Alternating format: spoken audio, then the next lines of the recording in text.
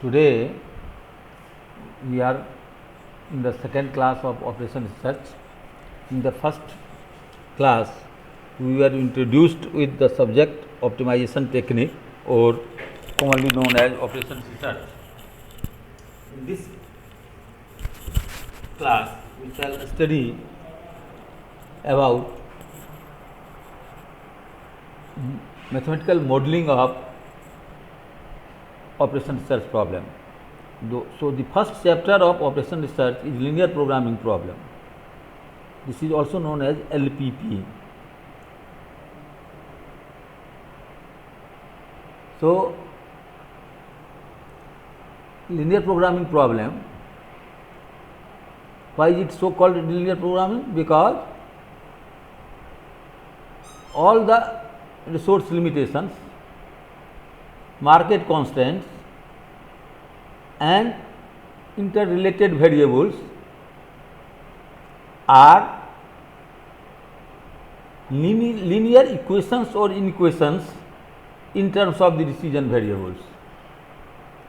What does it mean? That if you plot a graph of the variables, it will always be a straight line. This is why this is called linear programming problem. So, in the linear programming problem, first we formulate the problem and then we write its mathematical model. In the formulation of the problem, we first decide the decision variables. What are the variables? Let me explain you with one example. Suppose there is a manufacturer which produces two kinds of products, product A and product B. He makes x1 units of product A and x2 units of product B. Our interest, our objective is to maximize the profit of the enterprise, and therefore, we are supposed to determine the value of x1, x2, which will maximize the profit of the producer. So, x1 and x2 are the decision variables, the value of which are to be determined. Am I clear? Now,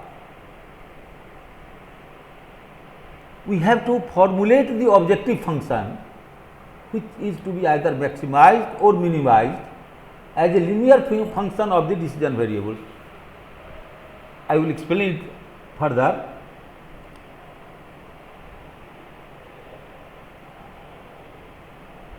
In this particular example which I have just illustrated, we have to find the value of x1 and x2,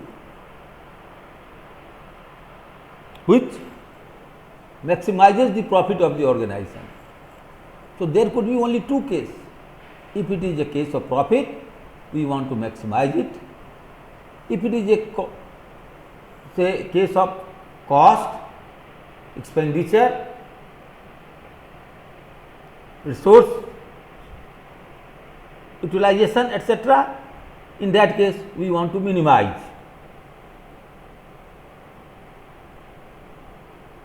Man hour consumption, machine hour consumption, raw material consumption, all these things have to be minimized. So, in either case, either you maximize the profit or you minimize the cost.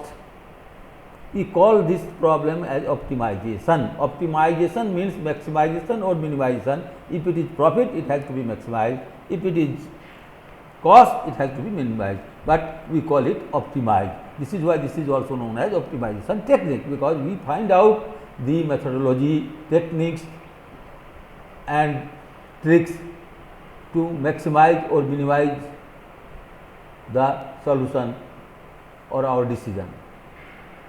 As I said, this is also known as decision science. This paper is also known as decision science, because this gives a mathematical tool to find out how to take the best decision under a given set of constraints. So, we have to formulate the objective function in a way so that it is a linear function of the decision variables. In this particular example, suppose if selling by product A we get 8 rupees profit, and by selling product B we get 10 rupees profit, then the profit earned on selling of product A is 8x1, because we have decided that it will be produced in x1 quantity. So, 8x1.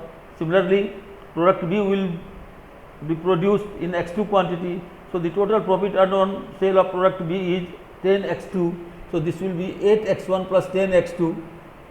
So, the objective function, which is normally denoted as z is equal to 8x1 plus 10x2, and this is the objective function. I think I am clear to all of you. So, after we have decided the objective function, our next step is to formulate the other conditions of the problem, such as resource limitations, market constraints, and their interrelations, again in terms of linear equations or inequations. For example, in this case, suppose product A cannot be sold in the market in more than 200 quantities. So, we say that x1 has to be less than or equal to 200. So, this is an inequation depending on the market conditions. So, all such market restrictions, all such say resource limitations, etc., have to be identified, and they have to be say expressed in terms of either equations or inequations. And the next stage is that you have to mention the non-negativity constants. What is non-negativity constants? That when you have identified that your decision variables are x1 and x2, then both x1 and x2 have to be either greater than 0 or equal to 0. It cannot be negative value, because negative x1 or x2 means what? That you are not actually producing, you are getting this product free of cost from some other source. This is impossible. So, negative value of x1 and x2 have no physical interpretation. And remember that when you in the exam, if you have to formulate a problem and you forget to mention the non-negativity constant, your marks will be just say cut, and you will get a big penalty, because all the solutions of the linear programming problem, feasible solutions of the linear programming problems are always in the first quadrant, that is in the say in the first quadrant. So, x and y have to be either equal to be positive or 0. So, we say all decision variables have to be greater than or equal to 0. This is called non-negativity constants. So, you have understood the steps of formulating a linear programming problem. Now, I give you another example. You can note down. A company produces 2 types of hats. You can note down the problem also. Every hat A requires twice as much labor time as the second hat B. The capacity to produce only hat B is 500 hats a day. The market limit sale of hat A is 150 units and that of hat B is 250 units. The profit on sale of hat A is rupees 8 and that of hat B is rupees 5 per unit, and we are required to find the optimal solution. So, in this class we are not going to find the solution, we are interested in only mathematical formulation, problem formulation. So, there are 2 types of products, 2 types of hats, A and B, as I gave you the example earlier. Here the producer produces 2 types of hats, hat type A and hat type B. The resource limitation is given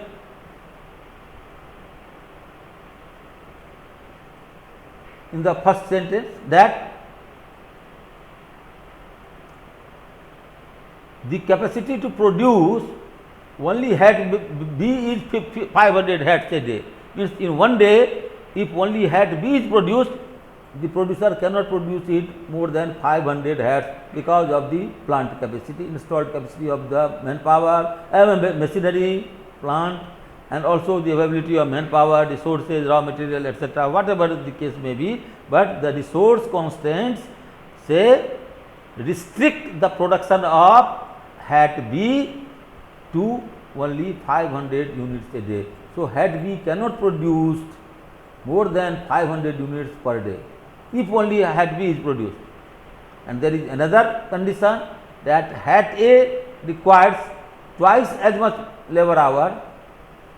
1 unit of hat A takes twice as much labor hours as required for production of 1 unit of hat B. And the profit on sale of hat A is rupees 8 and that of on hat B is rupees 5.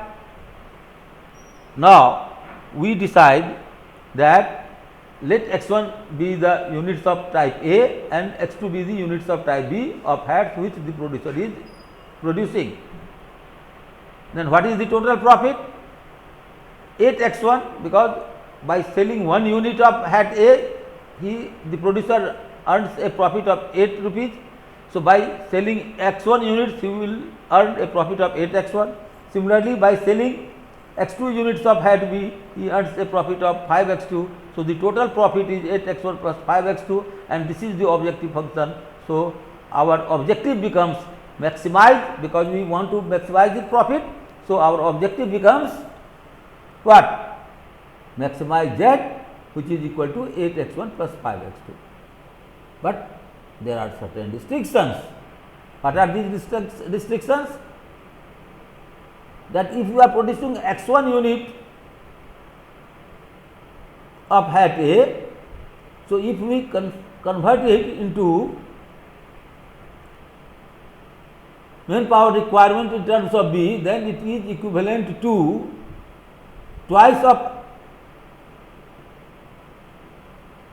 2x1 units of hat B, and then we are producing x2 units of hat B also. So, total our requirement, labor time requirement in terms of hat B is 2x1 plus x2, which cannot exceed 500. So, 2x1 plus x2 is less than or equal to 500. There is yet another restriction that x1 cannot be less, x1 has to be less than or equal to 150, because you cannot sell more than 150 units of hat A in the market. So, it has to be 150 or less than 150. So, your production should not exceed 150 units. Similarly, x2 cannot be more than 250.